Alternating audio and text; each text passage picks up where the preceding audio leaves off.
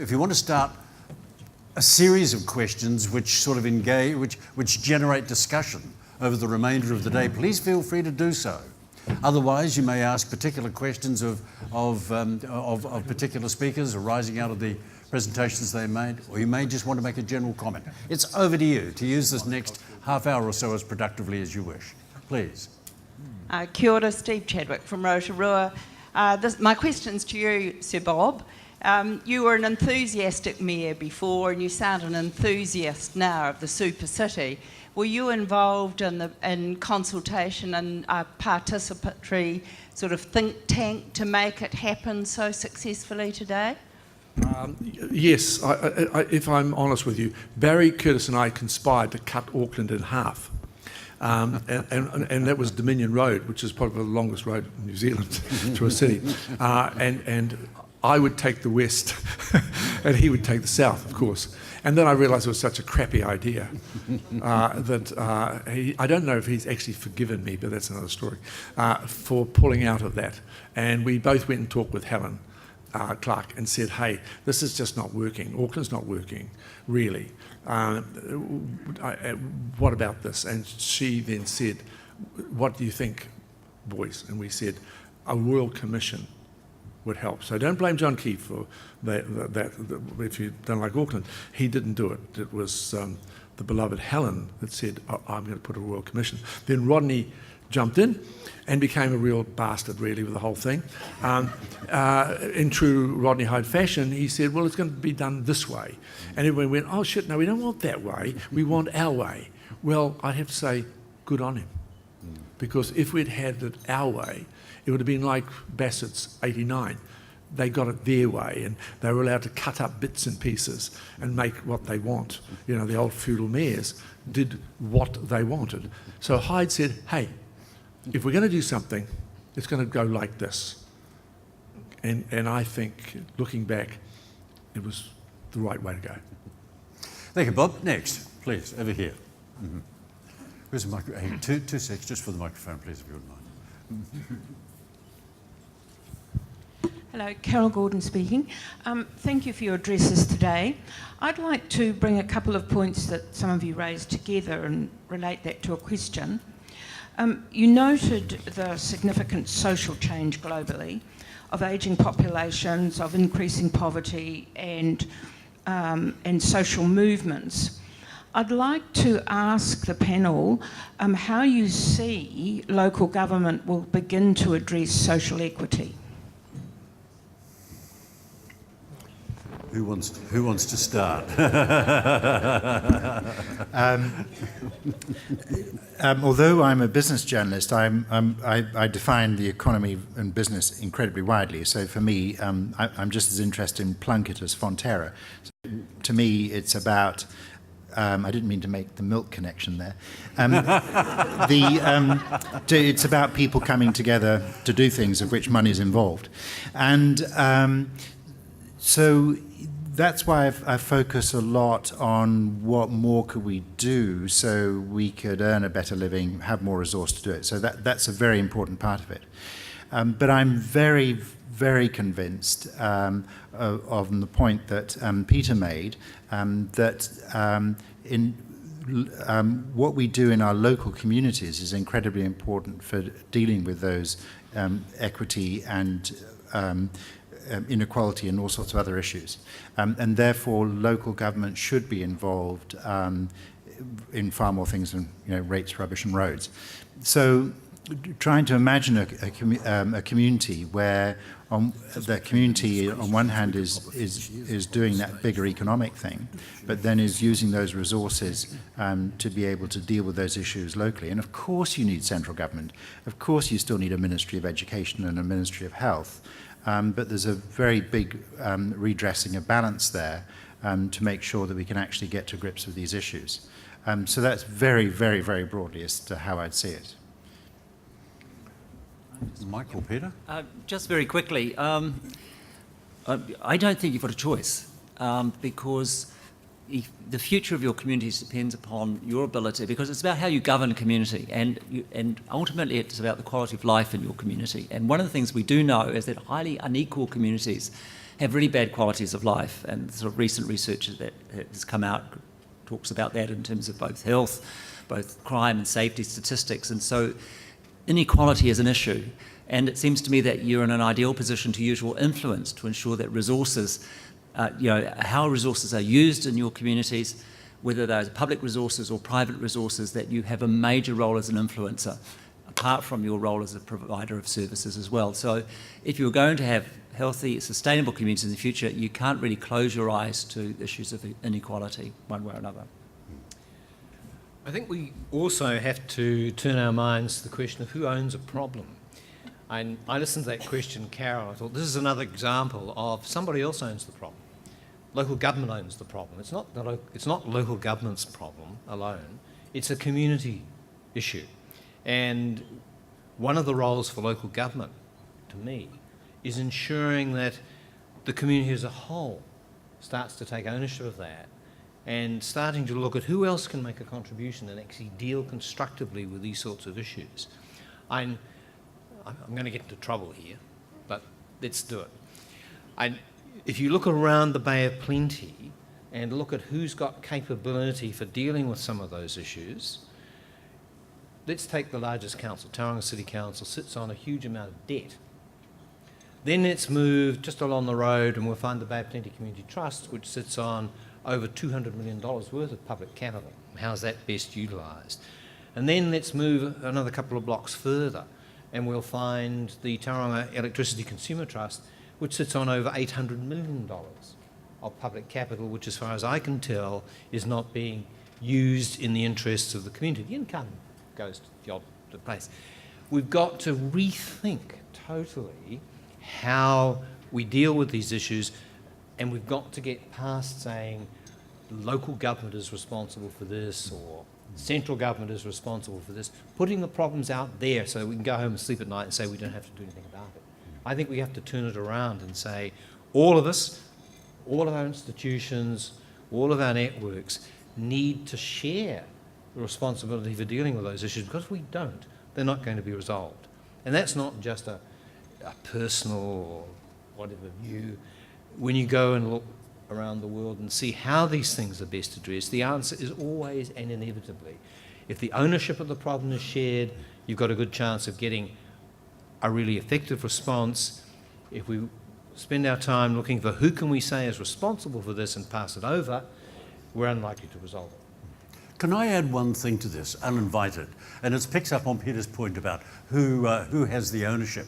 One of the things that is coming out so much in the thinking around the world about how to tackle some of these problems of governing, if you stop and think about it, one of our fundamental ideas is that things should be organised vertically and they should have boundaries on it, so that there is a responsibility there and a responsibility there. One of the major shifts we have to adopt in our thinking is learning how to think horizontally, learning how to think across those boundaries, so that if there are practical boundaries, they become fuzzy. They become permeable, so that people are able to work across it. And it applies particularly in organisational forms. It applies particularly in relation to budgets. In New Zealand, we have a very significant problem, far worse than comparable countries, of very high levels of fragmentation and siloisation that way. It's one of the major things that we have to deal with. So in raising the question about local government, it's not only a local government question, it's a question that has to be worked through with central government as well too, because it's central government that sets a lot of those budgets. Sorry, I didn't mean to interrupt, but it was a point I thought worth making. Paul, do you want to... I might step into this. I think with the Productivity Commission's regulatory inquiry, we see a little bit of this crop up, and it crops up where local authorities are regulating things like liquor or the range of other vices, including gambling. And the question that we get faced with is, what does it take to be an effective regulator at a local level? Because in dividing up the different parts of responding to liquor harm and saying, well, this is the regulatory part and it's gone to this great bunch of people, but really that social stuff or education or prevention, well, that's sort of somewhere else. It leaves you with this really difficult question of, well, how do we make all that work? Because good practice and policy, as we know, is to try and get a coherent and holistic response. So in a regulatory context, we talked a little bit about cooperation between councils, but there is this really live question of, well, wherever the responsibilities are assigned, and we have been asked to figure out where that happens, how do we get that linked up? How do we make that work? In terms of sort of a council role, I'm hesitant to step into housing affordability, which is the inquiry that both Judy and I came out of. But Murray Sherwin, our chairman, is one of his sort of key lines is to say, well, and he says quite often, well, I'm confident we can build affordable housing in New Zealand, but there are issues throughout the entire system in that. And what it's going to take is getting everybody around the table, including developers and councils and others, to have a conversation about how do we build affordable houses. And sort of you've asked the question of, well, what is the role of local government? And I guess my question is, where do we have a bunch of organisations with some rather large meeting rooms and some rather large tables? And what can be done there in facilitation? I think that's a really key and important thing in that sort of question around social equity. Thank you for the question. Guys, do you want to grab a chair and sit down? Are you okay? You okay? All right. I think there was a question down the back down here. Yeah. 1, 2, 3. Yes, hello, gentlemen. I'm Brendan Horan, Independent MP. Bob, great to see you. Given that ultra-fast broadband throughout the States and also Europe, where we have 70% of traffic through broadband is video, and the job creation that brings about and the new skills and competencies and literacies, are you concerned in Auckland with the current pace of the rollout and also the capacity that we'll end up with?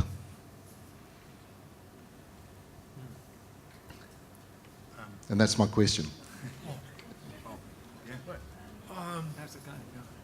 I guess, Brendan, kia ora, that this links to the other question. Auckland is particularly young and feels young. The rest of New Zealand feels old. And that's just the mechanics of the way the population is. In other words, no one's breeding outside of Auckland, really. Aucklanders are breeding, and that's Māori, and I've only got 6 kids. But you know, and this is the tragedy, I think, of rural New Zealand, that we're ageing rapidly. And so Auckland is insisting, I chair one of the telecom businesses, and I can see the intensity between the suppliers for what the consumer wants. So it's a good question, and I'm not saying it's irrelevant, Brendan, but the fact is Auckland will now demand things and get things that would have taken maybe 3 or 4 years. We'll get them within 6 months, because that's the will and that's the way the super city works. Is that a reasonable answer? It's the best I've got, Brendan. You have to keep it. Rod. I want to make the answer a national one rather than an Auckland one, because nationally we already have, actually compared with many other countries, reasonably good broadband. And I'm not trying to compare us with places like the centre of Seoul. It's incredibly difficult from an investment and financial model to move faster to deploying fibre. But it is actually happening. It's now happening in a very well-planned, well-financed and pretty rapid way across the country. And even better, with the Rural Broadband Initiative, we're going to see within a couple of years a dramatic improvement rurally as well. So I'm very happy with all that. So, for example, well, personal experience, so it's Auckland, ADSL, I'm already getting 5, 6, 7 megabits a second. It depends who else is on the line. But that's far better than I was getting in many places on a recent trip in the US and the UK over a number of weeks. And it's affordable too. So the capacity is coming in pretty much at the rate we need it. The big thing missing, though, is another oceanic cable. And Kim.com is not the person to build it for us. But we actually do need that, because what we need to get to is that we can have video conferences, multiple video, not just one-on-one, with people around the world with virtually no latency. So so that's the last big thing to fix. But apart from that, I think we're doing fine. And of course, the other thing that's happening with video is that all the compression techniques and everything else, you know, for any given minute of film or video, you need less data. So, yeah, I'm pretty relaxed about all that, as long as it all works out according to plan. Okay, thank you. Let's push on with the questions. There was another question over here. Was there not? No. All right, the lady over here. Then here. Hang on, two seconds, please, if you would, just from the microphone. Oh, thank you. Thank you. Margaret Murray Benge, Western Bay Council.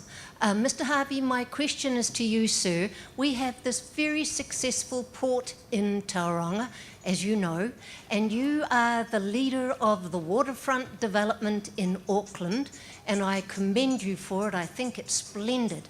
What leadership role will you give to bringing towards the more merger between Tauranga and Auckland ports, so that we become even more efficient and we can have this great link between the two of us? It's over to you, sir. Well, Margaret, it's a good question, but it's really over to you. Oh, no, it's not. Look, I was so nervous coming today. I drove down and I'm thinking, God, I haven't been in this kind of controversial spotlight for a couple of years, and I've kind of missed it. And I thought, well, I'll tell them exactly how I feel. You know, one of the things I guess I've always said is as I feel, but I don't chair the port. That is a separate entity. I would like to tell you that. So I'm chairman of the waterfront, which goes from the harbour bridge right down with the boulevards and everything. You probably, if you've gone to Auckland, you see those things. But it stops at the red fence of Hobson Wharf. We can't even get them to take off the imported cars. So here we're building one of the world's great waterfronts, and we put the Cloud and another 23 million in this superb passenger terminal, and just there is 100 everyday imports. Shitty Japanese and wherever, Korean, second run taxis with spiders and other things, you know, painted apple moths probably loaded into them, sitting on the bloody wharf. And I beg and plead like, my God, you know, can't we get rid of that now? And they say, that's the port. That's the port, Mr. Chairman. And that'll take about 20 years to get rid of that. So if I'm just saying this has got to be push and pull. Here's my idea. It's my best idea I have, is that this is transformed. You bet your life it's the best idea of 1 million people in Auckland that think it's great. But I don't have that say. And if I had that say, I think there'd be some, like, let's talk about how we might do this better. Okay? That's another good answer. But you have to do it. But you will do it, and it's more than possible. I think this is something we may hear more about. There was a question over here. Who was it, please? Here. Yeah?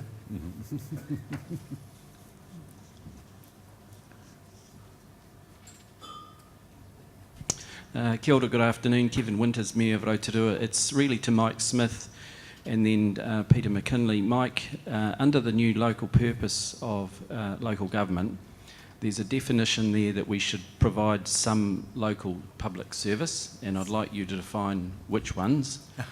Because when Peter McKinley was advising us, he said local government should be the catalyst to deliver better public service. So with the 4 wellbeings gone, which public service are we going to deliver? And I'll leave it in you. Oh, thank you, Kia ora, Kevin. Thanks for the easy. thanks for the easy question. Actually, I think basically this is a good employment opportunity for lawyers to try and work out what actually local public services mean. I sometimes approach this in a very basic way. I think the critical thing here, it's a public service and it's local. What other questions are there in that sense? So I don't find it as restrictive as perhaps some people might. Although I do notice Professor Palmer, actually, who for those who don't know, Kenneth Palmer, who writes the sort of textbooks on local government law, commented recently that in terms of its limitations, he couldn't kind of find a place for sister cities in the sort of notion of local public services.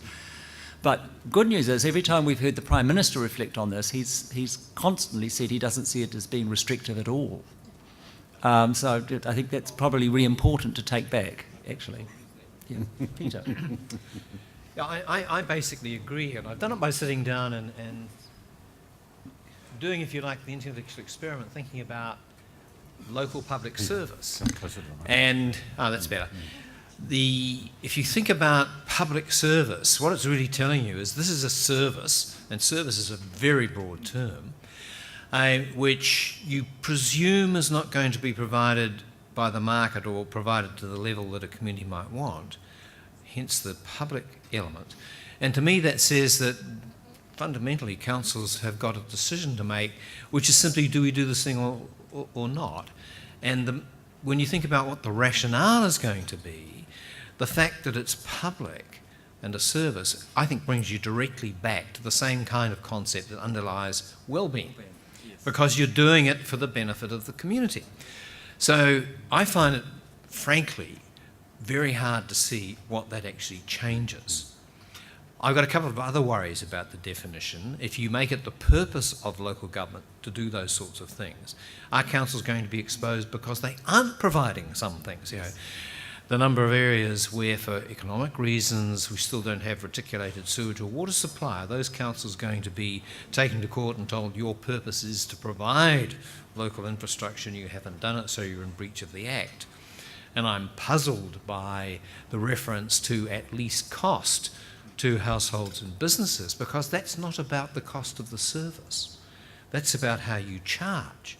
It's the Kennett solution in the 90s in Victoria, when he's, as part of their very brutal restructuring, Kennett, as Premier, declared, and it went through in legislation, that rates would drop by 20%. Well, they did. But how? Councils ran down reserves, they stopped maintaining infrastructure, etc. So, frankly, and excuse the expression, I think it's a bugger's muddle. And I don't think it's been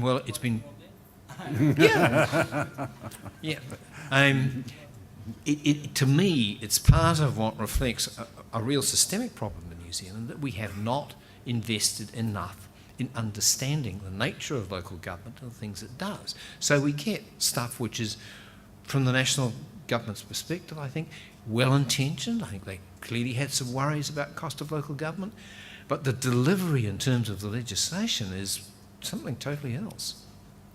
Hope that helps. Thank you, Peter. More questions, please. One over here. John Garwood, Te Puke Fruit Growers. A question more for Sir Bob Howie. In Tauranga, we've had an amalgamation of the city some years back into one sort of combined lot, and now we're looking at a unified council. I see that a bit like trying to unify Auckland with the Waikato. Would you be so fervently in favour with that suggestion? Because trying to amalgamate the city with the surrounding, very large surrounding rural area, I believe may have a series of problems which we've yet to discuss. It's an easy answer, absolutely.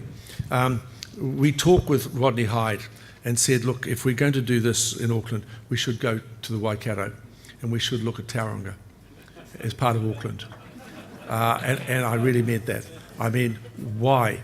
Why stop at the Bombay Hills? Yeah, and I think, that's been the problem of local government. It's been the problem of Auckland. They built a harbour bridge with four lanes. They didn't finish the motorways for 40 years. Everything was half-assed. Everything was stopped. The great idea failed. And I actually think that there was a terrific opportunity to say, okay, this is the size of Auckland. This is the new Auckland. I think if they had extended the boundaries, yeah. I think the energy, the vitality, and the sheer grunt that would come out of that would be astonishing. I think that Tauranga should have been into that catchment in a kind of a way, negotiated. Yeah, not Rotorua too far, But Tauranga, you guys needed it, and so did bloody Waikato. I mean, and then high-speed trains, satellite cities of Auckland.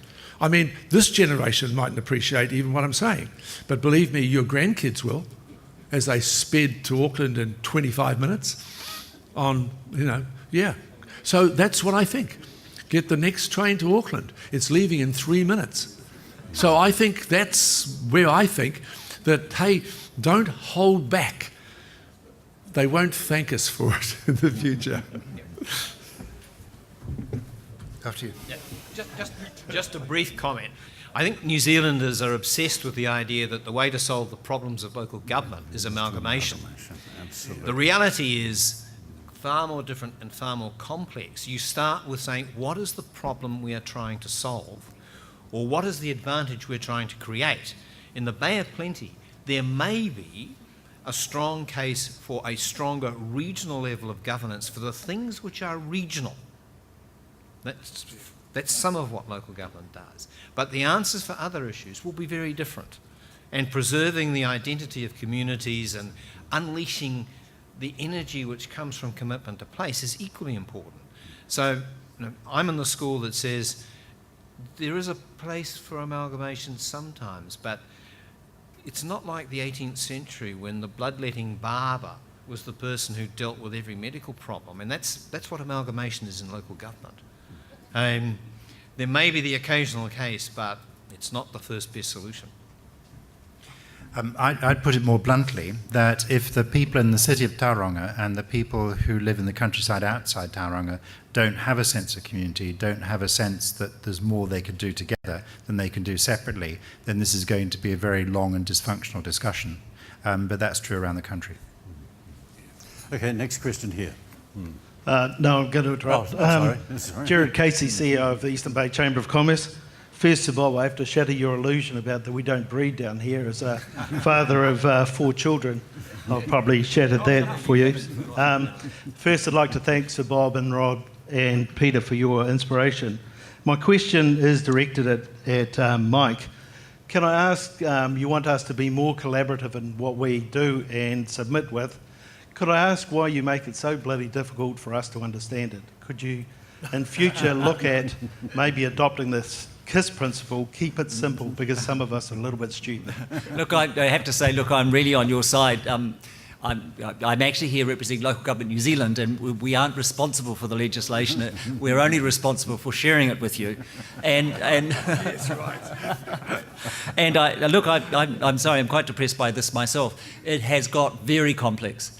And the difficulty about it all is that there are a lot of decision points which are ambiguous, they're unclear, and we won't really know what all this means, and probably until a number of them have been taken to the courts for clarification. And if I was going to say, sort of reflect on that, I'd say it seems to be an increasing problem with legislation these days. And Kevin from Rotorua has just asked that question, what does the new purpose statement of local government mean? And quite frankly, we're spending money on lawyers right around the country to see if they can help us, saying actually they can't, to be honest. And so the more and more your Parliament, in a sense, decides to try and solve complex problems by rules and legislation, the more and more difficult and uncertain things seem to get. So, yeah, sorry, we're with you on that. I wish it was simpler for all our sakes. Thank you. Next one here. Kia ora, gentlemen. Bob Martin, farmer from Rotorua. Still the backbone of the country too, by the way. My question, please, is managing fiscal debt or risk. So far, what I've heard from you people has been very positive. Not one of you have actually told me about a negative that's taken place in Auckland. I put the question to you, at the moment you're borrowing money at very cheap interest rates. What happens when your interest rates go up 2% to your ratepayers? Because that's the real concern, is managing your debt to what you can afford to actually spend. And at the moment, you've actually very clearly, Sir Bob, you've actually said very clearly that Auckland's created its own income within its own structure. The rest of New Zealand is not like that. We're having difficulties out there big time. So I put the question, what happens to Auckland with your borrowing if the interest rate goes up 2%? How are you going to manage your ratepayers? I'll take that from a business analysis point of view. The first one is that, and I'll come back to the rest of the country because there's obviously, it gets trickier in, for example, in rural areas where you're trying to deal with infrastructure.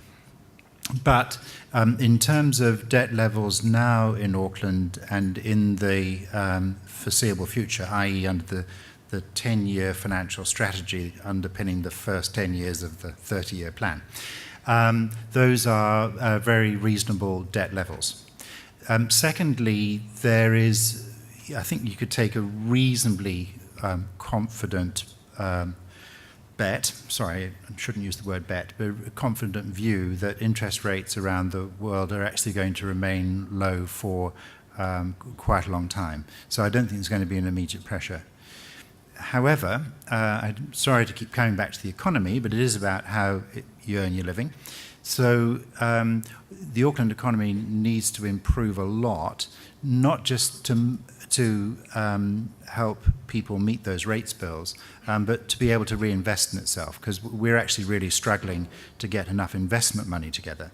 But what's being planned in that next 10 years on a very, very modest increase in rates is very impressive. It gets a lot more difficult around the rest of the country, indeed other cities, even Wellington and Christchurch, Dunedin, because there are some very big infrastructure needs, and it's I just don't see how local ratepayers can meet those. So the sort of problems you're seeing, and there are bad decisions, yep, but in places like in Kaipara District Council, where people are struggling to make those big infrastructure investments on a very small rating base, that just shows how crazy that whole structure is. So in those sorts of cases, I think there's a very important case for more of that funding to come from central government. Now, I realise I'm arguing against myself because I was earlier criticising the high level of money coming from central government. That's true, but I'm trying to imagine a world, in New Zealand, where all economies around the country are strong enough to support themselves. We're not there yet, so in that transition, in that journey, there has to be some funding from central government. Perhaps time for one final question. Anyone? Please. No. I guess if there's been... Oh, I'm sorry, I'm Ken Collins. I guess if there's been a theme this morning, it's about the fact that communities are the place where it needs to happen. It's communities that drive local governments and governments. And we've talked a lot about rethinking local government. I haven't heard anybody talk about how we focus on individuals within communities, motivate them, involve them, and bring them with you.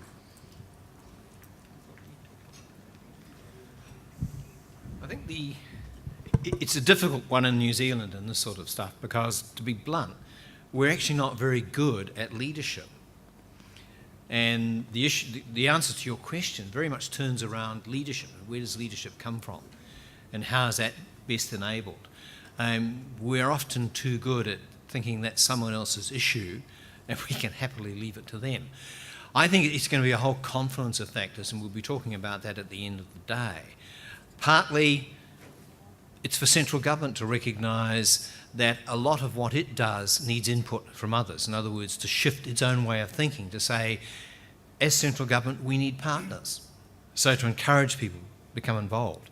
It's partly about councils. And one of the things about our local government structure is it's very easy for it to become very inward-looking and not make it easy to permeate the boundaries and for ideas from outside to come in.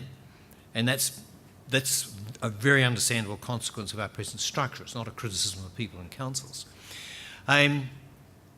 So it's partly about others taking responsibility. I can remember after a Tauranga City election, not sure which one, doesn't really much matter, running into a senior lawyer around town, and he was, how terrible it was, what a dreadful council had been elected. I said to him, "Did you vote?" "No."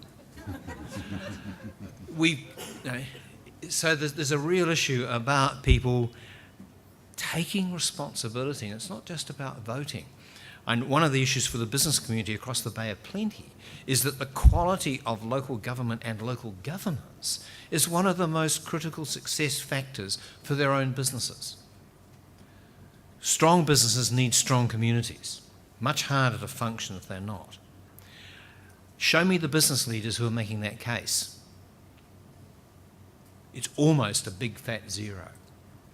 So we've got to really look inside ourselves and say, who's going to start picking up this take? Who's going to take this responsibility? And as I said in answer to Carol's question earlier, we've got to get past the practice of saying it's someone else's role. We've got to say, this is only going to happen if we personally accept responsibility for making it happen.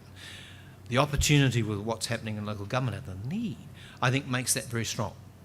So it's over to councils, to business, to organisations like the Chamber, to third sector groupings, to people like TechTken, to the Bay of Plenty Community Trust, to whoever's got a role to play.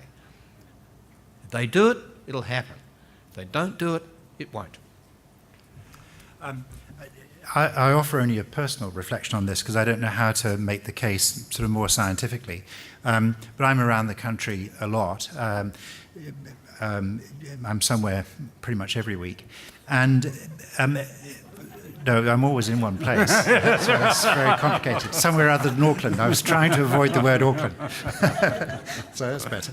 And so we all know this. We see, we know your own communities, let alone ones you hardly know. You do know people who do care very much about their place, do work together, a real sense of place, a real sense of wanting to make it a better place. But our view, but it's very hard to do that. I think a lot of local government, any kind of regulation, I'm not just picking on local government, but the whole structures make that very hard to do now. And it would be a very rash promise that somehow we could come up with an entirely different way of doing all this that suddenly makes it a lot easier. But I hope we can make it a bit easier. But I'll offer you the example of Invercargill. When, gosh, it's now about 5 years ago, the Southern Institute of Technology realised it didn't have a future unless it had more students. And it had the brilliant idea of zero fees. So in order to do that, and it could model how it would do that, it would needed more students in each class, it needed to get rid of some classes, some courses that attracted very few students, it needed more distance learning, it went on and on. But it required not that big an investment, but it required a financial guarantee to underpin it. And so that financial guarantee came from the Liquor Licensing Trust and the Community Trust and all sorts of other bodies in Invercargill. And SIT raced away with that idea, and Penny Webster's a very terrific CEO, wonderful board, all that. And they did it far faster than they thought and economically viable. But the impact on Invercargill has been extraordinary in terms of the number of people who come and the pick-up in housing and all sorts. So that's an example of what happens. And we are a small country. Our communities are small in international terms. And I know that big ideas like that do happen around the country, are happening, and many more will. So in trying to make some more sense of how we run stuff locally, hopefully we can, encourage that sort of activity. Thank you, Rod. Ladies and gentlemen, I'm going to... Bob, did you want to say something? Yeah, please. Yeah, just finally, talking about trend research, if you like, and I still dab into that, and I still talk to people like Gordon McLaughlin, who once wrote a book called The Passionless People, about what we're doing. Now, I think the internet is just destroying our bloody thinking. And somehow, when I see hundreds and hundreds of kids, all they're looking at is into a small machine in their hand. All that they seem to be their world is communicating nonsense to each other by Facebook. And I wonder, and I hope this community is still full of passion to do something. Auckland, I have to tell you, has lost the will to have passion. And I say that because I go still to quite a lot of meetings, and I sit where I used to sit with 100 people, I sit with 10.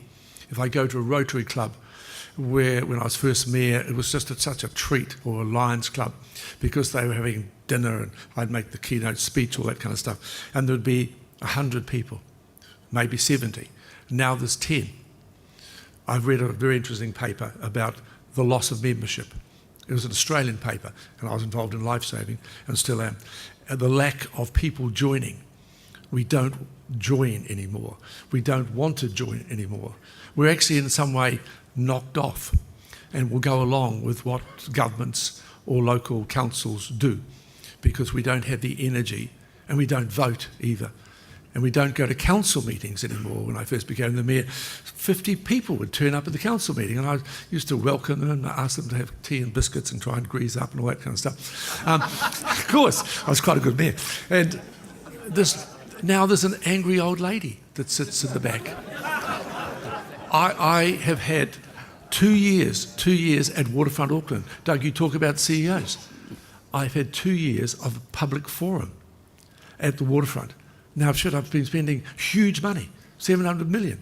Do you know who comes? Nobody. It's advertised. There's the chairs. We put out 40 chairs.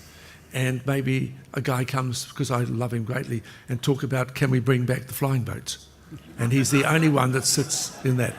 So that's what it's about somehow. I'm not saying we're losing the grip, but we're not taking part with passion and vision anymore. And I think local government is the only glue that I can think of that could make a great idea happen. Let's break for lunch. It's been a superb morning. Would you join with me, please, in thanking all our speakers for this morning's session?